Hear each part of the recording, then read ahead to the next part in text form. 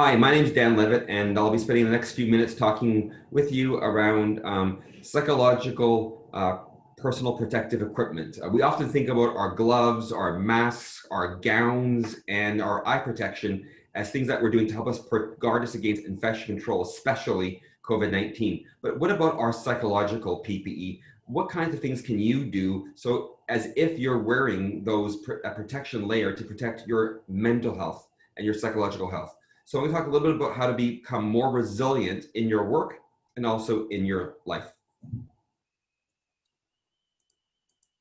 So resilience. Resilience is a noun. It is the definition of resilience is it's an ability to recover or adjust easily to misfortune or change. So if you think about bamboo, if you press bamboo and you bend it, it can be bent really, really far, but then it always comes back.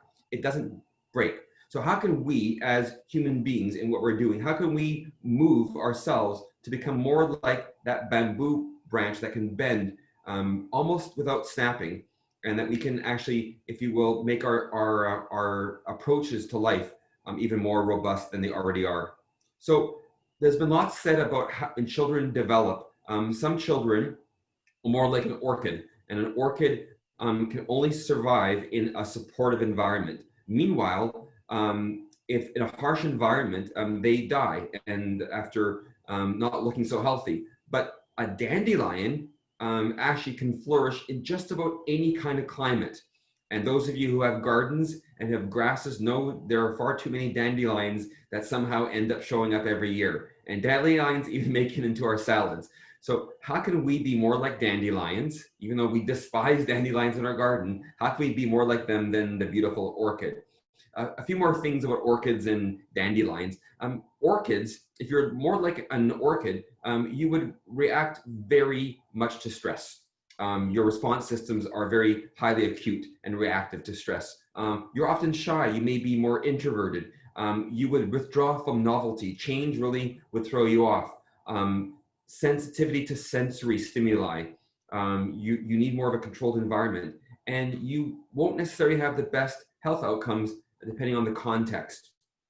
Now, if you're more like a dandelion, you would have minimal reaction to stress. Your response systems are kind of used to things hitting you.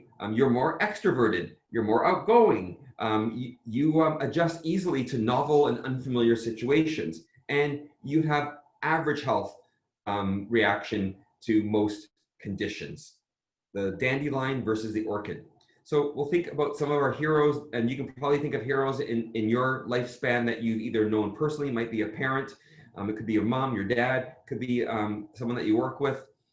Certainly there could be political leaders that you are heroes. Certainly one of my heroes that I admire a ton is Nelson Mandela. And I love the quote he said, "Do not judge me by my successes. Judge me by how many times I fell down and got back up again." And that's really what resilience is. No matter what happens to you, you're able to get back on your feet, to be stronger for that experience, and to forge ahead no matter what happens to you. So I want to give you some skill sets around this resilience. The first thing is mindfulness. You might have heard a lot about mindfulness, and you might have books about it. So those of you listening who know about mindfulness, please help your other staff members that you work with or people in your life, help them become more mindful. But mindfulness is about doing some meditation on a daily basis or a periodic basis, perhaps weekly. Maybe it's at nighttime or in the morning on the way to work. So it's when you're about to open the door to that residence room that you're having a moment to yourself. You're taking a breath and you're saying, "I can do this. I got this." Whatever happened in that last room with that last resident or the last interaction with maybe your supervisor, it could be the nurse, it could be a colleague, it could be something else. Maybe you got a text just on your phone that moment, or it's the first part of your day. Whatever you're doing, you're going into that moment and you got this. You got the confidence and you know you can do this. So spending time visualizing that success. If you were an athlete, that's the kind of thing that athletes do. They're imagining, hockey players imagine what it would be like to be on a breakaway and be able, what are you going to do so that you don't screw that up, that you're successful. So how can we be mindful about everything we're doing and being present in the moment? Being present in the moment, not thinking about the next thing you have to do, but actually spending and focusing on that individual person that you're caring for. Another thing you can do is unplug daily. Find some time in the morning, in the evening. It could be during your break time. I've seen staff do this a lot in our staff room. They will simply unplug and they'll tune out everything. They might even nap. What can you do during the day to make sure you unplug from everything, especially during the pandemic? It could be reading a book, really diving right into that book, and everything in the world could be changing and you're stuck in that book and that's where your focus is. It could be watching Netflix. It could be, or other streaming services. It could be music.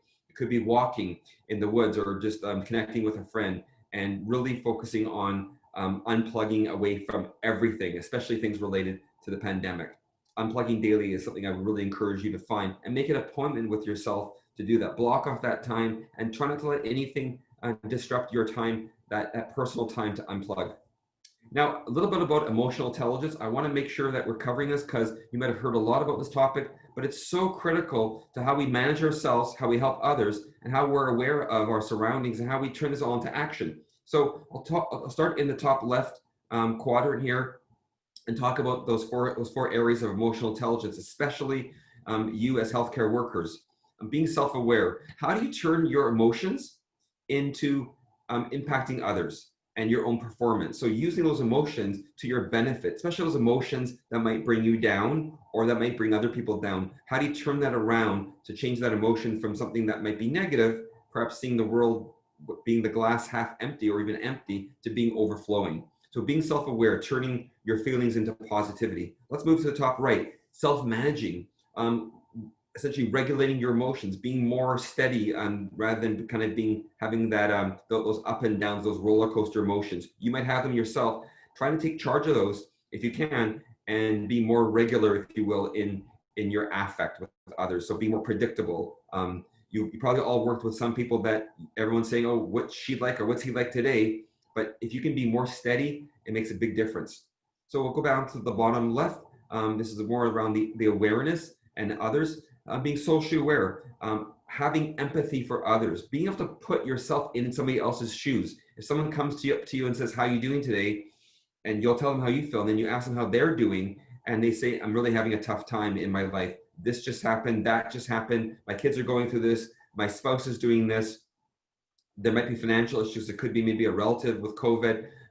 Being empathetic to them and really being able to listen to them and being supportive of them and not letting your emotions, if you will, get the best of you. The last quadrant is really social management, really important with teams and in the workplace. Can't talk more enough about this. We could probably do a whole session just on social management, but how do you make your interactions with others more effective so you're actually influencing others? I think that's a sign of a really effective healthcare worker, is that you're able to influence others. It could be the management, for example, of medications of seniors that you're working with. It could be some toileting regimens. It could be making some changes to the schedules or to the working conditions in your area.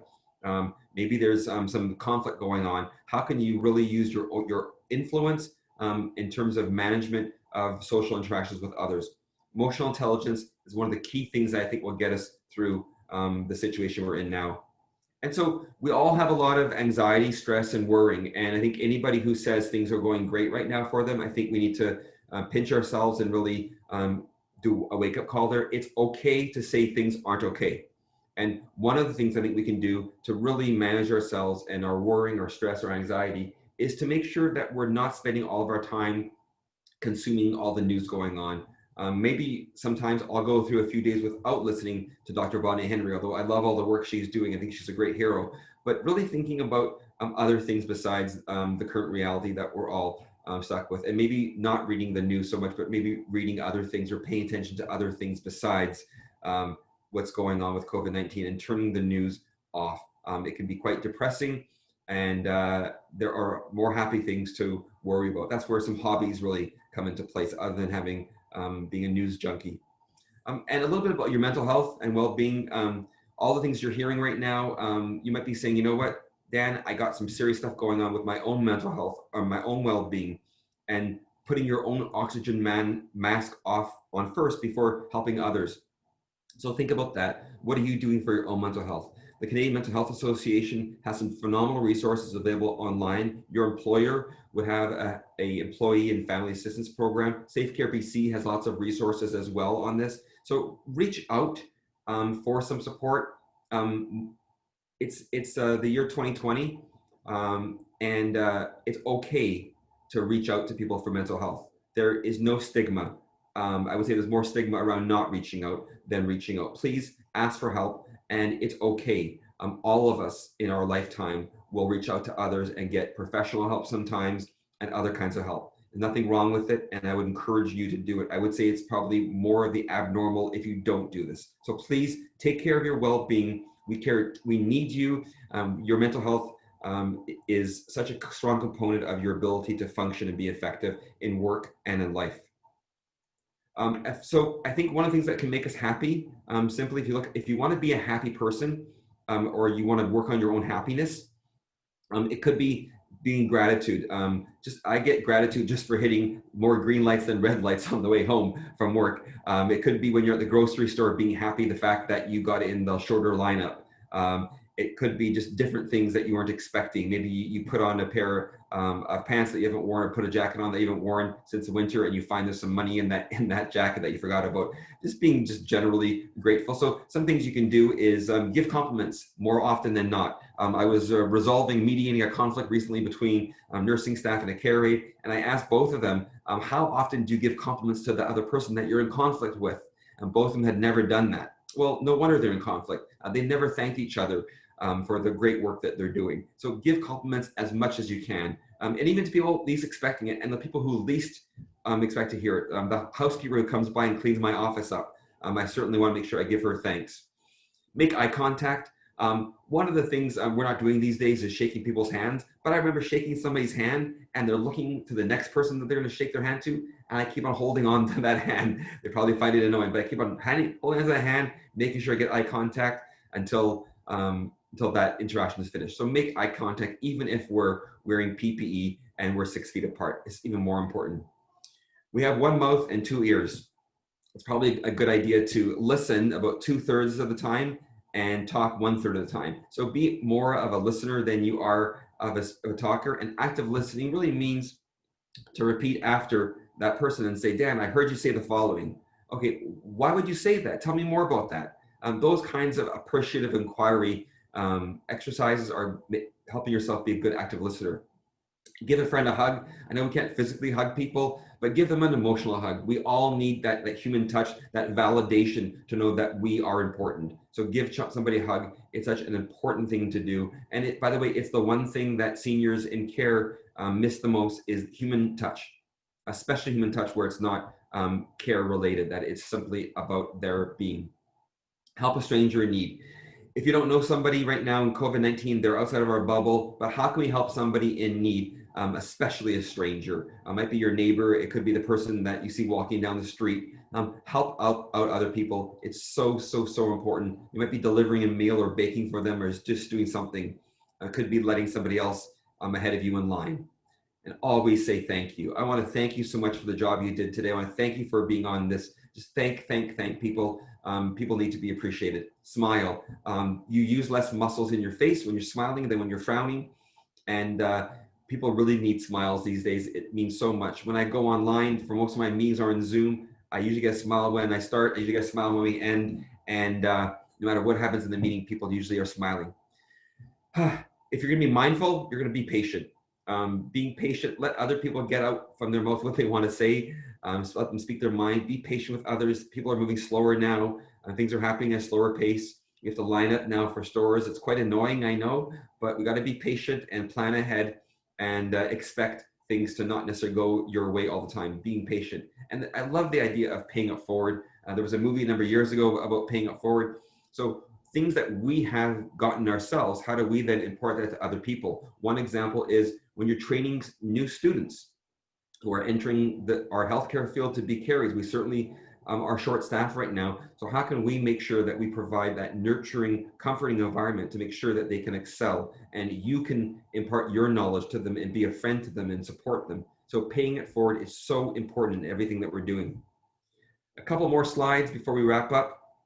A lot of this is our own attitude. So where are you in that line? If you look at this chart, this visual, you can see that black line. If you're below the line, you're going to be more defensive. It wasn't my fault. That thing that happened today, that wasn't my fault.